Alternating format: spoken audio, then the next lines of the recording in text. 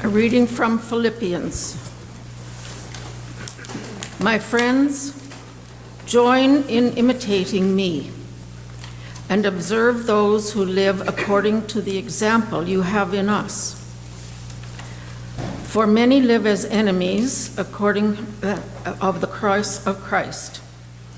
I have often told you of them, and now I tell you, even with tears. Their end is destruction. Their God is the belly, and their glory is in their shame. Their minds are set on earthly things, but our citizenship is in heaven, and it is from there that we are expecting a Savior, the Lord Jesus Christ. He will transform the body of our humiliation so that it may be conformed to the body of his glory, by the power that also enables him to make all things subject to himself. Therefore, my relatives, whom I love and long for, my joy and crown, stand firm in the Lord in this way, my beloved. This is testimony from our ancestors in faith. Thanks be to God. So friends, for the next half hour or so, we have the great privilege of hearing Jack Saddleback sharing with us some wisdom from his experiences, you'll hear what he's going to say. And Kaylee is going to be joining him up here to just kind of facilitate that conversation. So welcome, let's welcome together Jack Saddleback.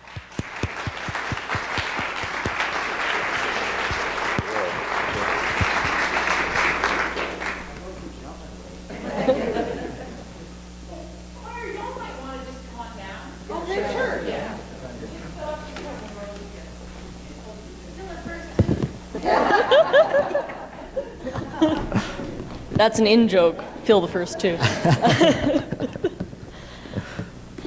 Too awesome. So last time we ran a little overtime, and that was totally on me. So this time I'm going to stick a little bit closer to the script, and we'll see. So please, if we run overtime, blame me. I can take it.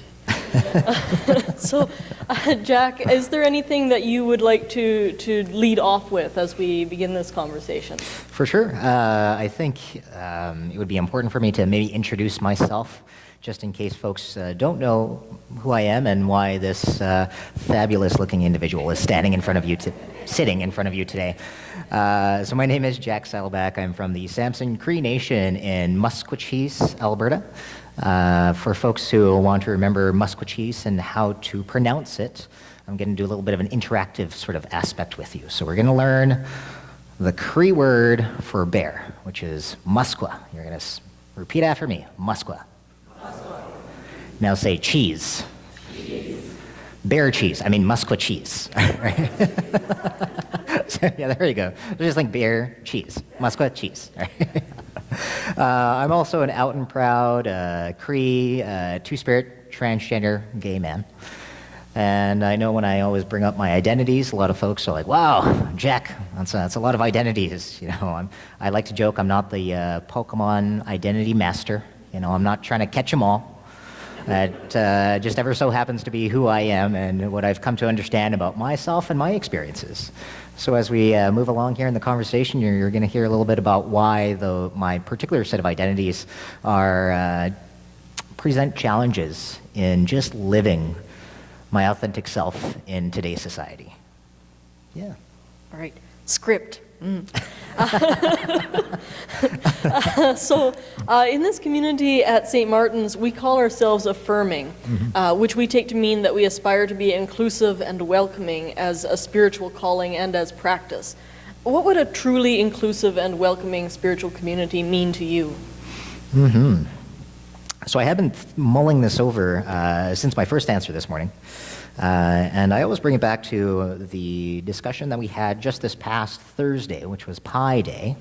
And from my understanding, the United Church itself across Canada has been starting to implement Pi, not only the actual yummy dessert, but the acronym of being public, of being intentional, and being explicit. So when I think about safe, affirming spaces, it's of the utmost importance that we think about these three things of being public, first off. I'm going to talk about how important it is to be public about how affirming you are, because as people within the queer community, we're having to face a very homo-negative society. You know, a society that's so heavily invested in heteronormativity. And for folks who don't know what heteronormativity is, it's the institutions or the assumptions or the way that our society has set up to reinforce heterosexuality as the only norm in today's society. And as we know, that's not the reality that we're living in. So being public, I think, is very important, because as a queer person, we automatically walk into spaces thinking that it's already unsafe, because we're constantly having to traverse different negative experiences time and time again. So by being public, you're automatically showcasing this is a safe space. So such as the walkway coming in right there, you automatically have a rainbow thing right there. Can I steal your mic? I'm a hand talker, but this thing, I want you to hear me. There we go. So, coming back to that. Did I turn on? It's on now. All right. So, the public aspect is important. Then we have the intentional aspect and how important it is to be intentional around your own education. So what that means is going out there and being intentional to learn that, you know, your own viewpoints and your own experiences could be different from other folks, but recognizing that you need to be able to learn about things. So be intentional in going out there and educating oneself on the diversity of the human experience. And the diversity of the human experience. I'm going to touch on that in just a second here, but let's lastly leave it off with the explicit aspect. And you need to be explicit in being a safe and affirming space, because we need to showcase the fact that we need to create a world that is going to be loving, that is going to be accepting, and that is going to be affirming. And by being explicit, we're showcasing to our neighbors that these negative behaviors, these negative attitudes, these negative mindsets can no longer stand, because we're just contributing to the intergenerational trauma that we're going to be talking about in just a second here. But for being safe and affirming spaces, I want you to remember that acronym right there of being public, of being intentional around your own teachings, and being explicit in letting your neighbors know that you stand up for the love of every human being. Briefly, this is ruining our spontaneous moment. Can you say a bit next, before we move on, can you talk about the term two-spirit and say a bit about what it means to be two-spirit versus what is not two-spirit? Yeah, for sure. You want to continue to work on the mic? to work on the mic? Because I got myself tangled up here. Please hold for technical difficulties. There, I fished it out. So the term two-spirit, for some folks, you know, you've probably heard it in the alphabet soup, as we call, but you're not really understanding exactly what two-spirit is. So we're going to learn together. So two-spirit itself is actually a contemporary term. It was coined in 1990 in Winnipeg at the 3rd Annual International Gathering of First Nations and Native American, lesbian, and gays. Now, what that means is the term two-spirit is what I've come to explain it as a pan-indigenous acknowledgement of the historical acceptance of gender and sexual diversity within indigenous communities prior to colonization. So, what does that mean? It is actually a term that is specific to indigenous experiences because of said disruption that has happened over the years. So, I'm going to take you into some roles and responsibilities prior to colonization that two-spirit people held. So prior to colonization, being two-spirit was largely based around a person's gender rather than their romantic relationship. Now, before I actually talk about that, I need to teach about the human experience first and the diversity that is within the human experience. So, we all have identities, and we're all actually made up of 4 different sort of identities that make up our own experiences as humans. So number 1, we have gender identity. That's what's between your ears. That's your internal feeling of self. So whether or not you feel more man, or whether or not you feel more woman, or non-binary, that's your internal feeling, gender identity. Gender expression is how you express inner gender identity to the outwards world. So how you express yourself being more like masculine, or being more feminine, or being more androgynous, things like that. So how you express your inner to the outwards. And then you have biology. So that's the physical makeup of these meaty bodies that we're all living in, is actually also very diverse. Because each body, I mean, some of us have mobility issues, some of us are lactose intolerant. Regardless, these meaty bodies are very diverse because we're all made up of what we call external organs. We're all made up of our hormones, so that could be estrogen, that could be testosterone, what have you. And we're also all made up of our chromosomes, so that includes your XX, that includes your XY, that includes your XXY or XYY. All of those make up the biological makeup of these meaty sacks that we're living in. And then I like to say this one, and it's going to get a little saucy in here. So, in layman's terms, biology is just what's between your legs. Now, romantic orientation is much different because it's the legs that you actually want to be between, right? Much different. Like, whoa! I like that one. I like to pull in a little humor right here, but regardless, all 4 of those are separate. You know, they're each separate. But when put together, make up you as a human being. So I myself, I'll use myself as an example. My gender identity is a man. I came out at the age of 18 when recognizing, oh, I'm actually a guy. Gender identity. Even yourself, you could identify as a woman, you could identify as a man, non-binary, what have you. Now, for myself, my gender expression is quite masculine. So I like to wear more of like a Calgary outfit because I did grow up in Calgary. So I have cowboy boots, I got big belt buckles, I got a cowboy hat. Typical, right? Stereotype. But quite masculine in regards to my gender expression. Then my biology, I was assigned female at birth, and since coming out at the age of 18 and starting to recognize that my own biological makeup wasn't really reflecting what my inner self was and how this gender expression is coming out, so I started on testosterone on November 18th, 2011. That is my anniversary day. But itself, I was assigned female at birth, so biology. And then my romantic orientation is to my lovely husband by the name of James Rushton, who I actually married about 1.5 years ago at Wanuskewin. We were one of the very first same-gendered relationships to be married on that sacred meeting ground. So that was pretty awesome. So the human experience, all is very diverse, as you can see there. And all of those actually are a spectrum, right? Even gender identity is a spectrum. We can all kind of feel within that. Your gender expression is also quite a spectrum. I mean, you look at nowadays in our cultural shift when it comes to female folks wearing pants. So just a quick show of hands, who here is female and wearing pants today? Right? Whoa, scandal. Because back in the day, I mean, female folks weren't allowed to wear pants, right? So gender expression itself also changes with the times and within our own feeling of our own internal self. So very spectrum. And in the biology aspect as well is also very diverse, as I was saying before. You got different biology makeup, chromosomes, hormones, what have you.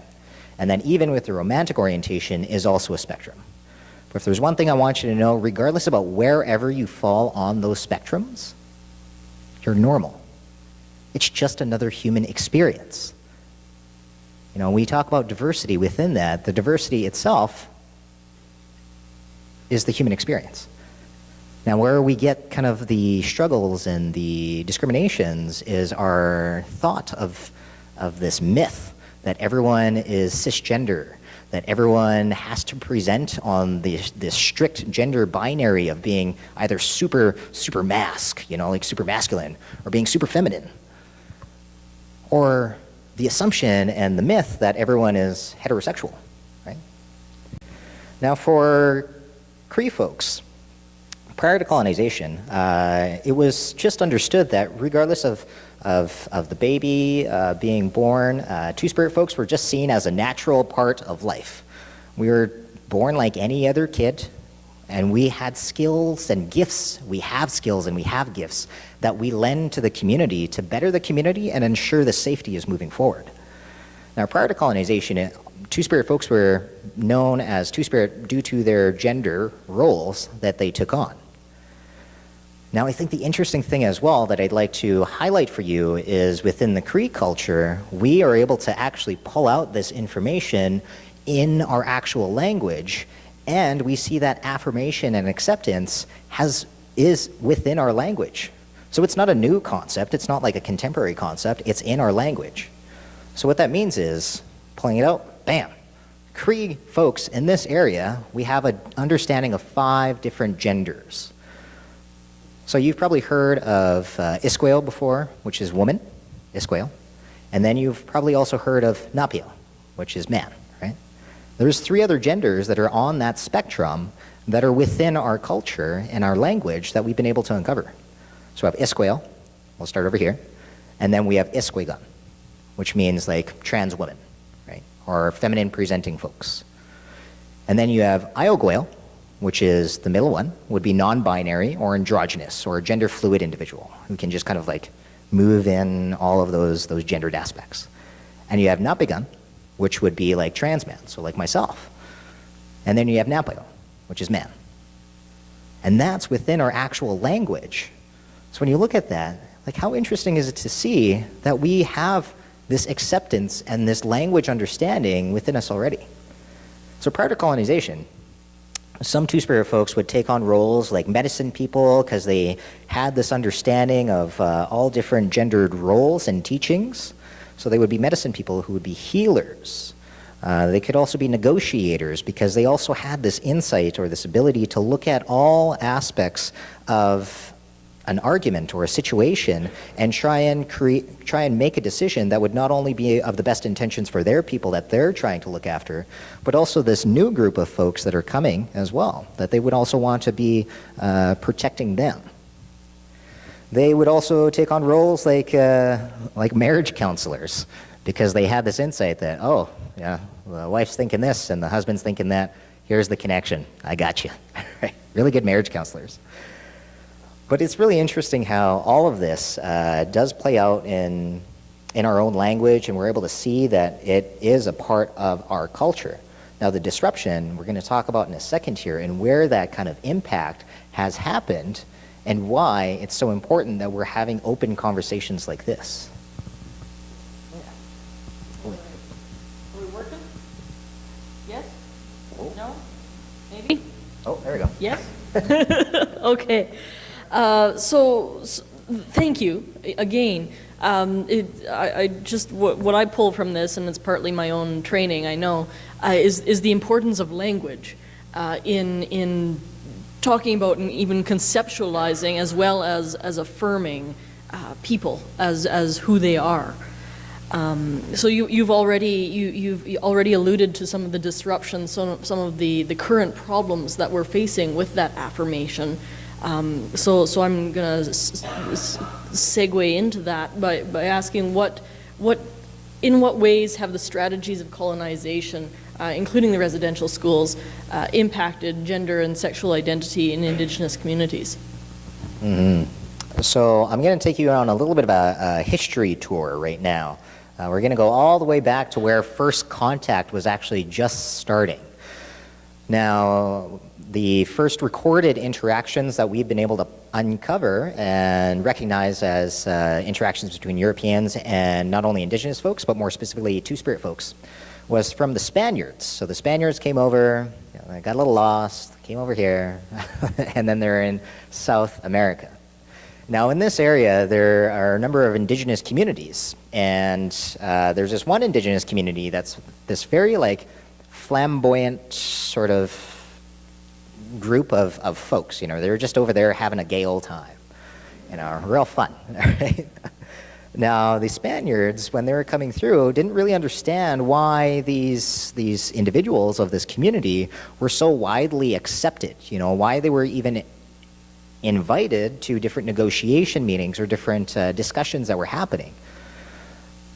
So because they didn't understand this aspect of the gender spectrum, or they didn't want to understand, they wanted to be able to take these folks as an example of the new world, quote unquote, that they were trying to build. So what they did was they took these folks, they took them into the middle of the town, had all the other indigenous communities come and surround them, as they actually had their war dogs brutally murder them in front of everyone. Now I know that's a tough story, and I know that's very violent, but I think it's important that we highlight these interactions that have happened right off the start, because it lays groundwork to what has happened and is happening even in today's society around different genders, around our own two-spirit teachings. So within that, there's not only violence that happens like that, but also violence within the systems that then started to get put about. One of those biggest systems and the biggest impact that I find within all of these teachings and this work that I've been doing for over 15 years, just as a young baby queer, I wasn't actually that tall when I was like that tall, was residential schools. Residential schools was probably one of the biggest impacts that we're seeing in the introduction of transphobia and homophobia to indigenous communities, and how that intergenerational trauma is still playing out today in some of the interactions that are happening not only within our communities, but also within the greater society. So I'll try and paint it out in regards to how that introduction has happened. One of the biggest ones when it comes to transphobia is the introduction of cis-normativity. Now, cis-normativity, for folks who don't know what that is, it is the assumption that everyone you come into contact with is cisgender. So that means a person who is, let's say, assigned female at birth, grows up in those female roles or is socialized as those female roles and feels comfortable within that and their current gender. That's cisgender. So it would be the opposite of transgender. Just another human experience, right?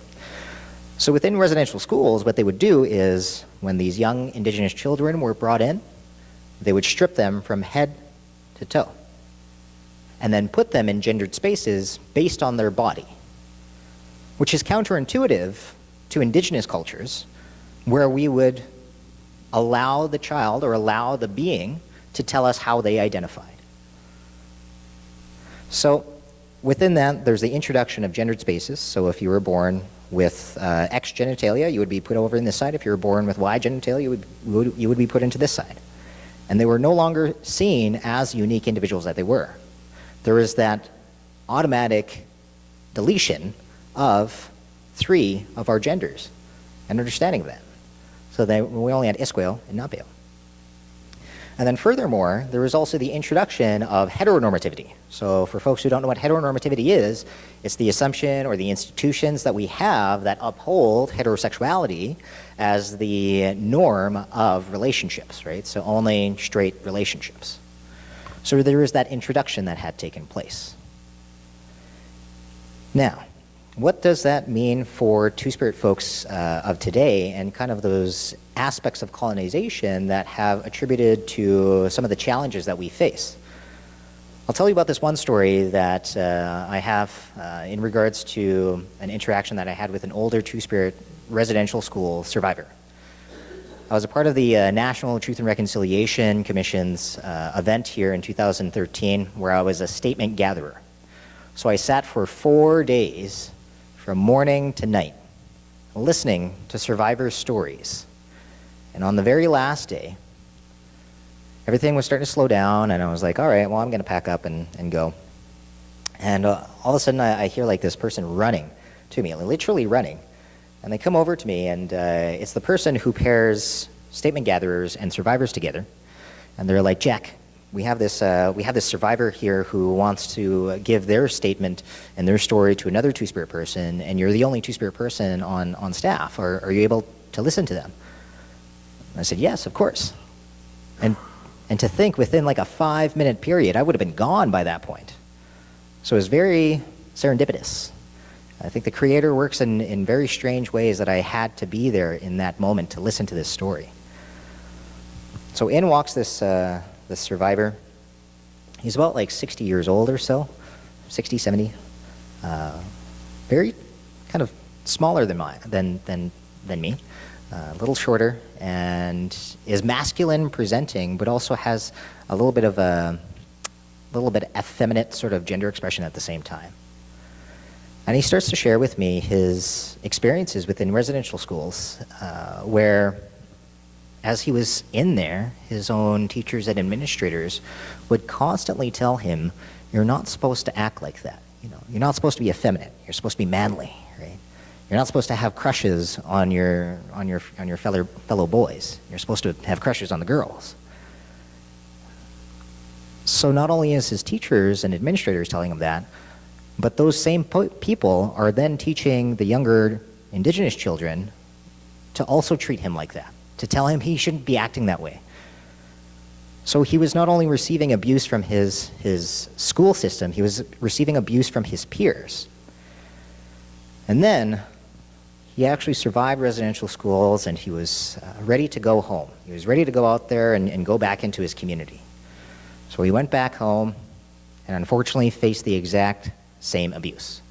Received the exact same discrimination because people even within his own community were taught that being queer, that being trans, that being any sort of person outside of the quote-unquote norm, this myth of a norm, was bad. So his own family members were telling him, "You shouldn't act like that. You should love a woman. You should do this. You should do that."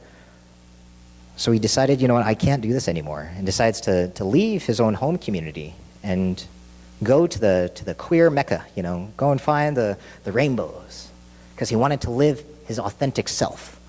So he went there, he went to the big city, and when he got there, he was not only having to face already homo-negative behaviors in our general society, but then went into the queer community and found that there was racism in the queer community, that he was being seen as someone that was constantly othered. So residential schools themselves have done such a big impact for our Indigenous communities, where they introduced homophobia, they introduced transphobia, and they're working themselves out quite nicely because of the way that it has been instilled in our own Indigenous communities. Where even today, I'm impacted in ways where I'm in different ceremonies, and I'll tell you really quickly here that I've been in a ceremony where I was sitting with the medicine man after I had come out as trans and said, I don't know where to really go from here. I was sitting with this medicine man who was from the New Mexico region. I didn't grow up with this individual, but I was asking for some guidance. And I remember sitting in that ceremony, and he was speaking in his own First Nations language. And he would kind of like sprinkle in little aspects of English so I could follow along. And we were sitting there, and I start to hear things of a lost path. I start to hear things of the natural attraction between a man and a woman. And my eyes start to dart open as I'm recognizing that this person thinks that there's something wrong with me. And then he goes on to say, "Jack, there's something inside you that's making you think like this. So what I'm going to do is I'm going to try and take it out of you." Now, I don't know if you've had this on your bucket list of exorcism, but I can for sure check that off mine. Right? But in that moment, honestly, I was so hurt to think that this medicine man, this cultural leader, this person who's supposed to be passing down knowledge to our younger generations, thought that there was something inherently wrong with me, with who I am, and how I've always been. I was always the young genderqueer kid growing up, and my family was okay with that. So long as the child is happy, then the community is happy. Those are our Cree values. So when I think about the impact of residential schools and all of these institutions, it's still happening today. Where yes, I did have a lost path, but I found it. I found where I needed to go. And that is to decolonize not only our Indigenous communities, but work with other communities for that reconciliation and reintroduce, revitalize the same cultural teachings of loving each other and respecting each other as the unique individuals that we are. Thank you for sharing. Could you say to us, just very briefly, in a condensed version, what would you like to say to us as a Christian and mostly settler faith community? I think one of the things that I need help with, folks, is that we need to talk to our neighbors. We need to talk with each other. I need you to go into spaces where I'm not able to. I need you to go into spaces where the door seems to be closed for me. And I need you to talk with those folks and revitalize these teachings of loving each other and respecting each other as the unique individuals that we are. Because this introduction of these foreign values have really impacted our Indigenous communities, yes, but they've also impacted us as a whole. This is a shared history we have. This isn't just me, this is also you. So let's revitalize that same love and that same respect, and let's get back to those cultural teachings and recognize that it's within all of us to take this work on. Because if there's one thing that I love, and there's one thing that I know about my own culture and that I try to share with everyone, is the knowledge and the understanding that there has never been, nor will there ever be, any closets in teepees. Yeah, thank you. Thank you, and thank you for ending us with laughter as well. Let's thank Jack for his time.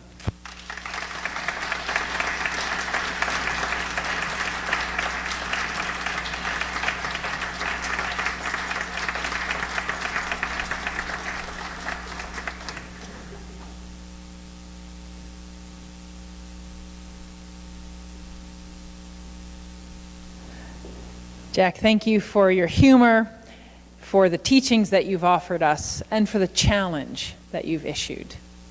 We'll just take a moment of silence to let that challenge and that wisdom soak in.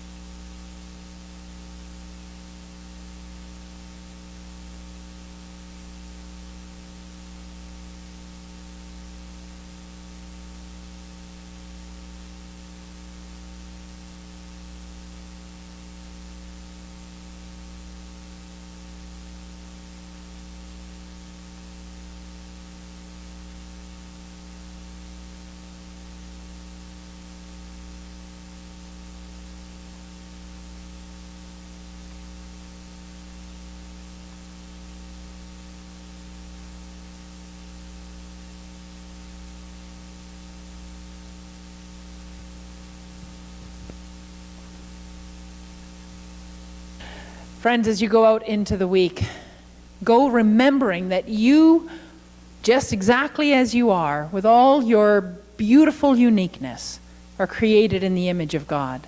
And every single person who is profoundly different from you and profoundly like you is also created in the image of God.